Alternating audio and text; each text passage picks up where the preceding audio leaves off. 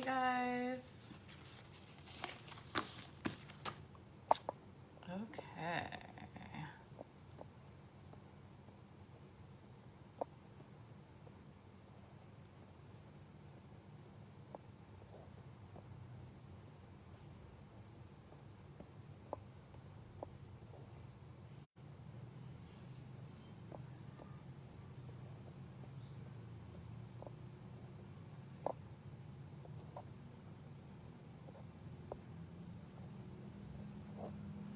Hello, hello, hello.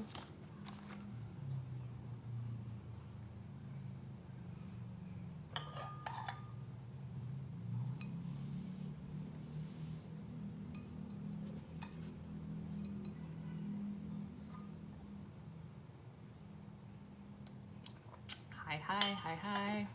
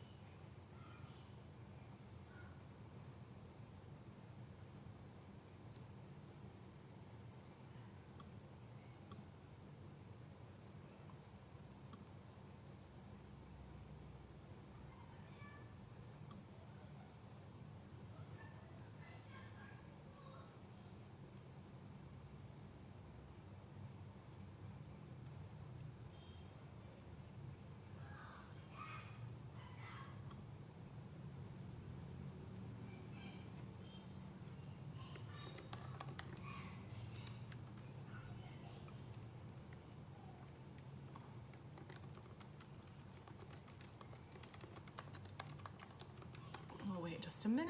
Hey Beth, hey everyone.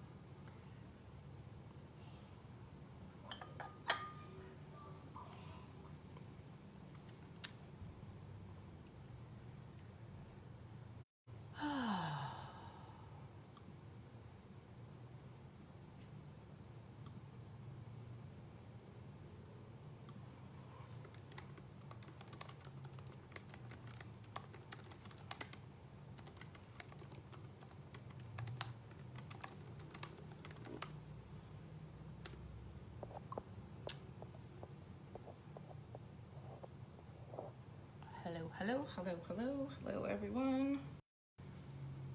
Okay.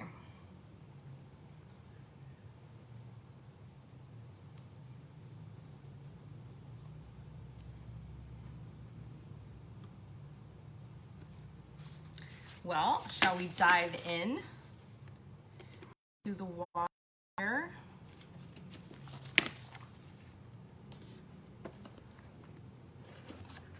Okay.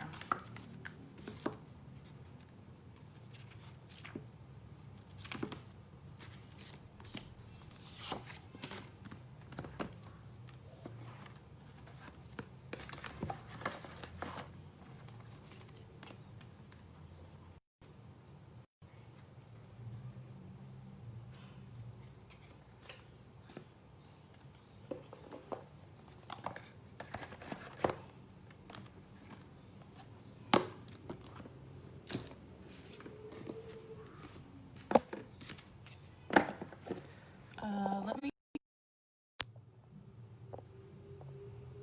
I'm on my phone data, so it should be fine. Is it going in and out?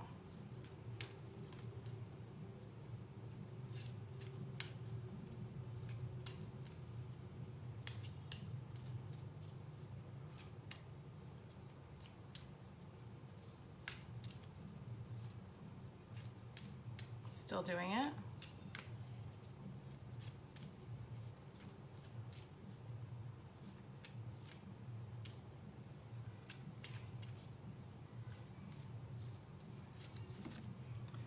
Pull it up on Facebook. look and see if I can see. There's been issues with the internet all morning.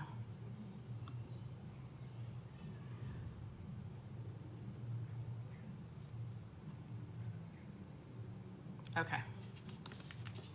Let me know if it goes out again.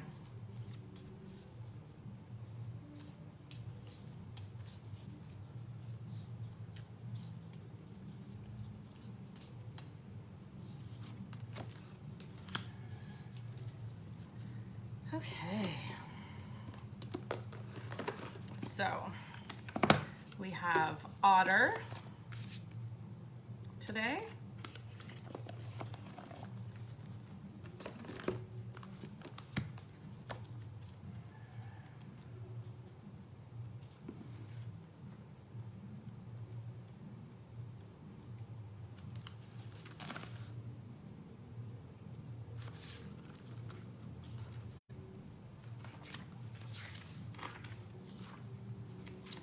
And we have connect to the heart.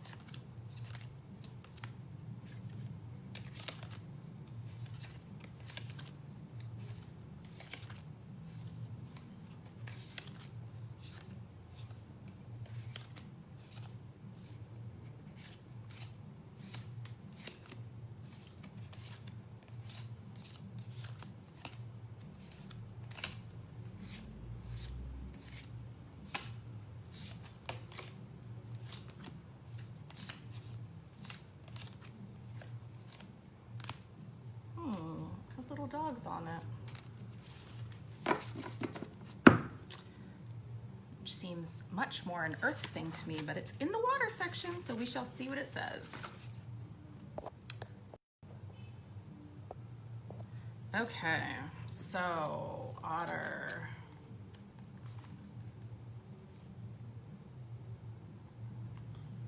I think this book's super funny because they're not like in any order inside the, like you would think they'd be alphabetical or something inside the elements. They're just all helter-skelter. Okay, otter is unobstructed joy, playfulness, and contentment. Perhaps the most joyful creature within this animal spirit deck, but otter represents absolute bliss. Otter energy is the playfulness of a child available to us at any age. They have a giddiness and reverence for life itself without the presence of doubt, worry, or skepticism. Imagine yourself with a little more otter energy. What would life look like? What would it take to bring you there? The otter card begs these questions and wants to transport us to that precious place as soon as possible.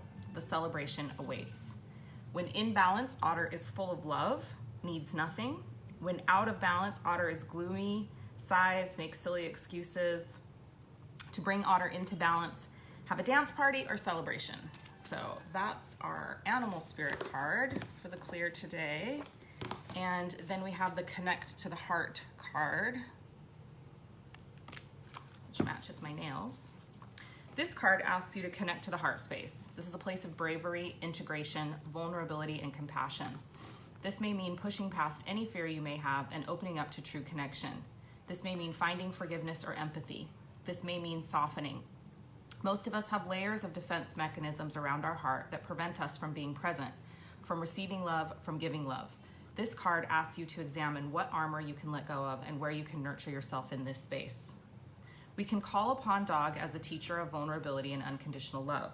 When dogs are bonding to their human, it is typically a rather quick process. Even those that have significant trauma can sense when they are safe and will open up to their owners. Small acts like rolling onto their back to expose their belly is a major act of trust, as they are exposing their most vulnerable parts to you. In general, dogs move through life constantly looking for love and connection. They are an ally to call upon when you have had painful experiences that have closed you off to life and other people. Dog will teach you how to open up and love when you have fear. Hawthorn, so it has the hawthorn plant in it there. Hawthorn has an incredible potent medicine for the heart. It is used to support chest pain, irregular heartbeat, congestive heart failure, blood pressure, hardening of the arteries, and cholesterol.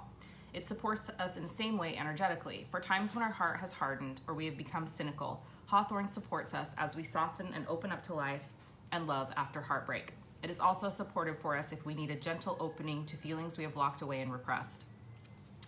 And then it has rose quartz. Rose quartz is the ultimate heartstone. It supports us in love for ourselves, for our others, for family, for life, family, friends, our work, our community, our environment, etc.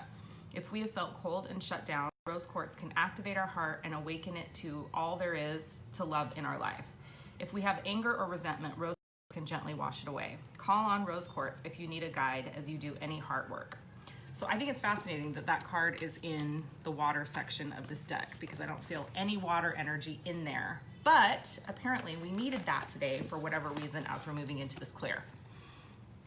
So we're doing water today, and as you know, water, the emotion is fear. Jeez, trying to get this thing out of here. Okay.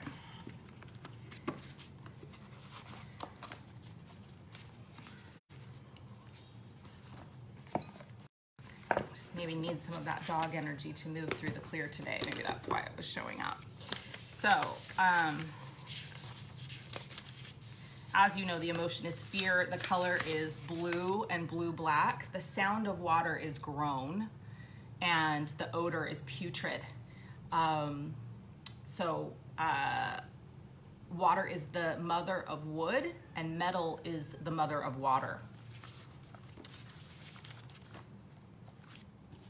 All right.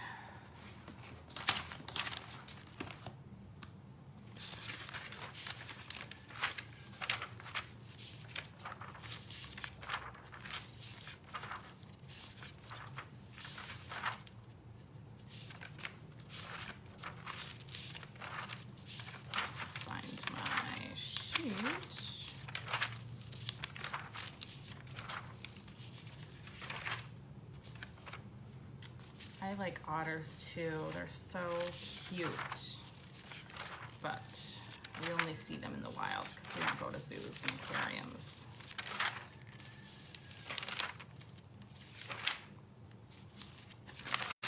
My notes, guys. Oh, there we go.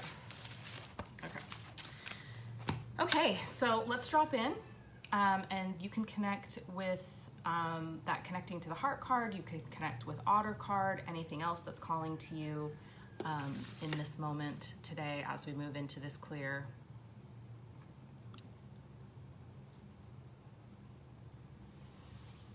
Taking a few deep breaths, breathing rhythmically.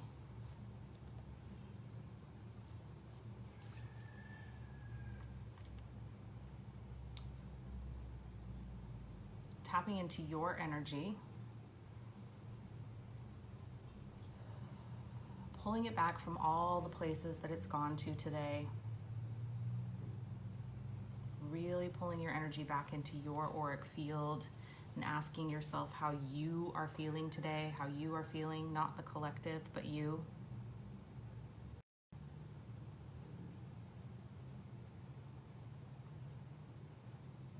Setting an intention today for this clearing in water to clear everything and anything that's no longer serving you and anything that's blocking and inhibiting your infinite potential.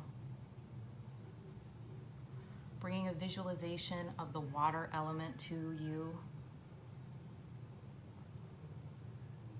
That could be the alchemical symbol for water. That could be a particular body of water. But calling on some kind of symbol or representation of the water element, and then filling your field completely, all of the cells of your body and your energetic body with that symbol.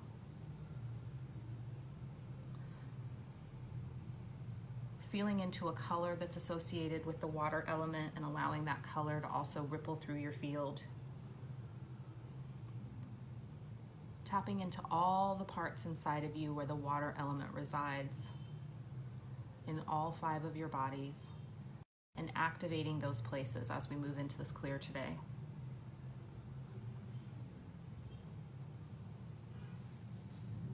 The parts of you that can fear the worst and be overly cautious. The parts of you that have issues trusting. The parts of you that experience paralyzed will. Parts of you that need reassurance.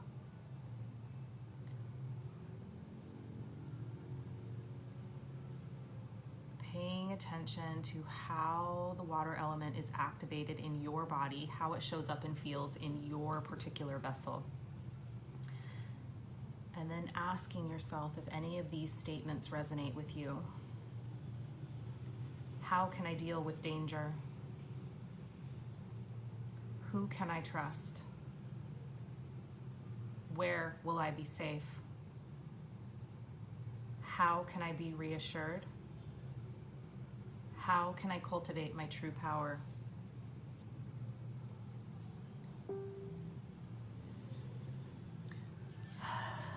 Okay, and then coming back to the present, coming back to the space that we're in right now.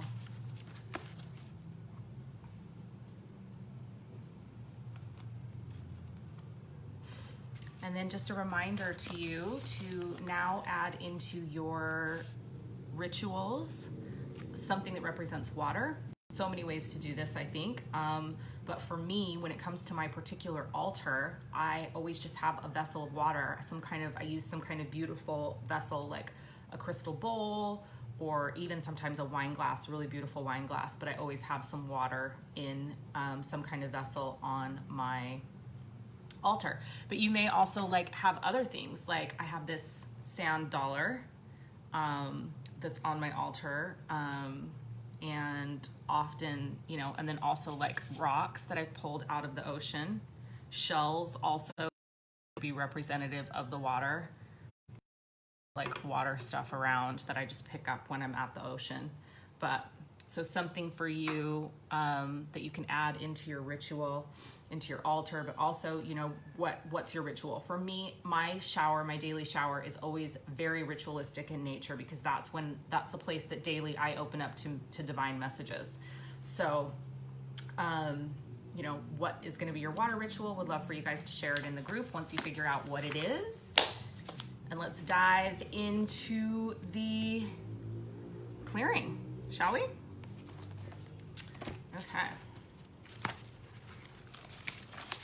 So I'm first just going to ask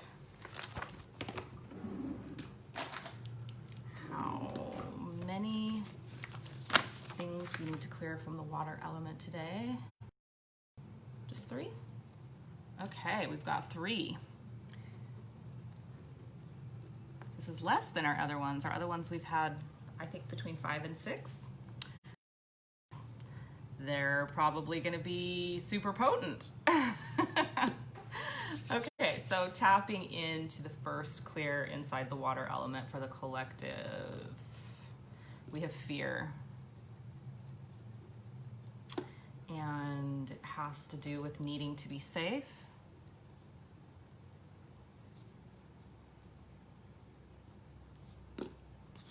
And our response is to fear the worst and be overcautious.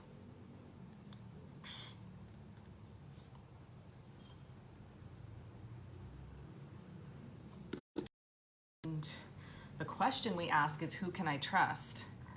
So, how many of us are feeling this in the collective right now? Okay, so fear is in the kidney, so it's going to be kidney 3. Kidney 3 is here behind the ankle bone on the inside of the foot. Again, you can just cross your foot over, your leg over. It's easy to reach that way. So who's feeling this, right? I mean, with everything that's happening in the world, this is running so strongly through the collective, right? So we are being indoctrinated into fear right now. And they are doing that by triggering our feelings around not being safe.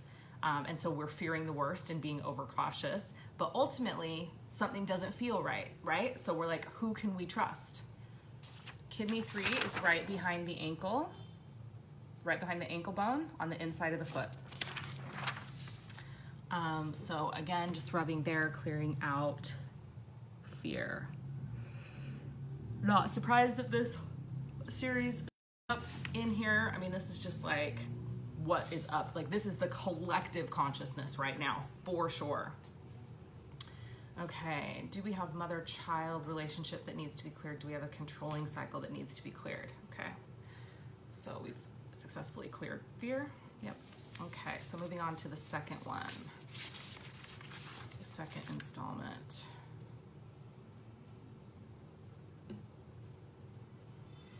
Enthusiasm. This word cracks me up because when Jack was little, I mean, he's been just wild his whole life. And when he was like 2 years old, like running, like he would just run like crazy, hectic all over the house. And Sean would be like, Jack, I've got one question for you. And he'd be like, yeah, Dad. He'd be like, do you have enthusiasm? And he'd be like, yeah. Just run. But I also love this word because this in my water clear, interestingly enough. I'm taking myself through the Philosopher's Stone right now, which is the program that will be coming out with the Elemental Emotional Resonance Clearing program. And so I don't know if you guys know the meaning of this word, but it's to me very fascinating. So enthusiasm means to be inspired or possessed by a god, to be rapt, to be in ecstasy. But it's about being divinely inspired, right? So this word literally comes from being divinely inspired. It also had a derogatory connotation in like the 1600s, the mid 1600s, and it meant excessive religious emotion through the conceit of special revelation from God. So it's literally like,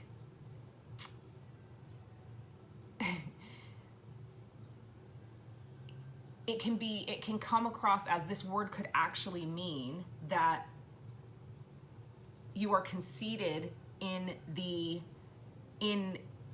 awareness of your connection to God, right? So I just think this word is really interesting, and it came up in my clear, and it didn't make sense until I actually went and did the etymology of the word, and then I was like, whoa, this is crazy. So looking at it from those two perspectives as we move into the clear, divinely inspired, possessed by a god, to be rapt, to be in ecstasy. But then also potentially with that negative connotation of excessive religious emotion through the conceit of special revelation from God. Like fervor or zeal, like there can also be a negative connotation to this word. So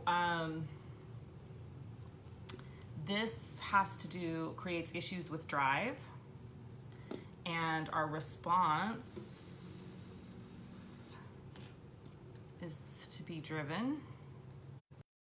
And the question is, how can I cultivate my true power?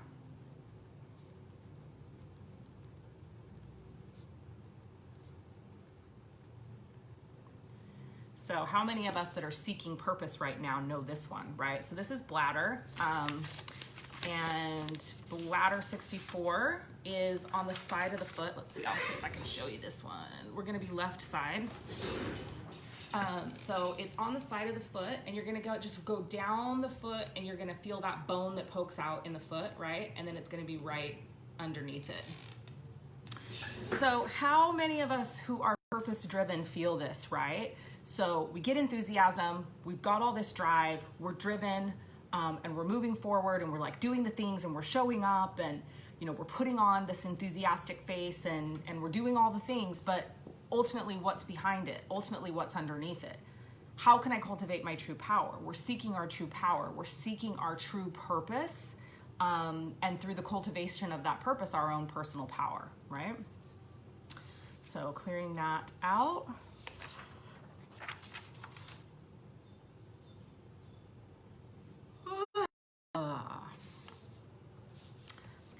successfully cleared enthusiasm? Do we have a mother-child clear that needs to be done here? Do we have a controlling cycle that needs to be done here? Nope. Okay, so we'll move on to the next one. This one's in the kidney. Impatience. So kidney 3, again, here behind the ankle bone, and we're going left side now.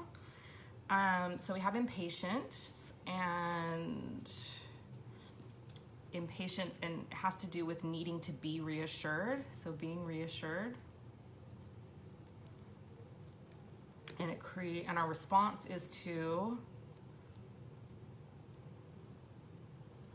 be agitation. And ultimately, we are asking ourselves, who can I trust? So again, I just feel this so much in the collective right now, right? It's like, yeah, we're impatient. Like, we need to be reassured. We're seeking reassurance. The response is, the issue is needing to be reassured. The response is agitation. So we're impatient, we need to be reassured, we're not receiving that reassurance, and so we're becoming agitated, and ultimately we're asking again, who can I trust, right? Can't make this shit up, you guys, like seriously. Okay, do we have a mother-child? Do we have a controlling? Okay, we do have a controlling here. So, and is it fire? Is it earth? Okay, we've got something in earth here. Oh, great, earth. My least favorite element. I totally am like so elementally biased in the negative towards the earth element. I don't know why. Obviously I've got some shit I need to clear up there. It's gonna be a rough one in the Philosopher's Stone for me for sure. Okay, so in earth element we have disconnection. And it's in the stomach, so it's stomach 36. So I don't know if you guys can see this, I'll get a little closer. So you're gonna go underneath the kneecap, and you're gonna put your 4 fingers like this right underneath the kneecap. And the point that you're gonna rub is gonna be a place that indents right below that. So you're gonna be rubbing like right here where this other finger is, in the dent right below. And it's on the outside of the leg, okay? And it's gonna be the left side. You'll feel where it just like there's a depression, there's a dent there. So disconnection, and it's creating issues with having mental clarity.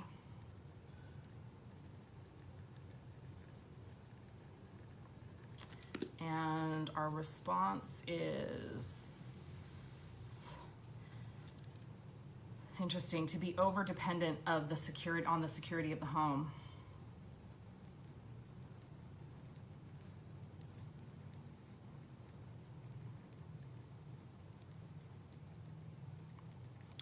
And ultimately, we are asking ourselves, how can I become centered and stable? So, I mean, I think this makes a lot of sense also, because what's happening right now in the collective, right? Our parasympathetic nervous system is being triggered like crazy. It's literally like our safety, stability, and security it's basically been ripped out from under us, right? Like completely under us. So it's like, what is it? What's happening? Well, it's causing a disconnection. We're feeling confused because we don't know who to trust, right? And then we're becoming overly dependent on the things that we can grasp onto that provide safety, stability, and security for us. So one of those things is our home, right? So we've got, how many people do you think in the world right now are concerned about their homes or where they're gonna live, or that safety or stability of the place where they reside, right? And then it's just that piece, right? Of how can I become centered and stable? Like, how can I become centered and stable?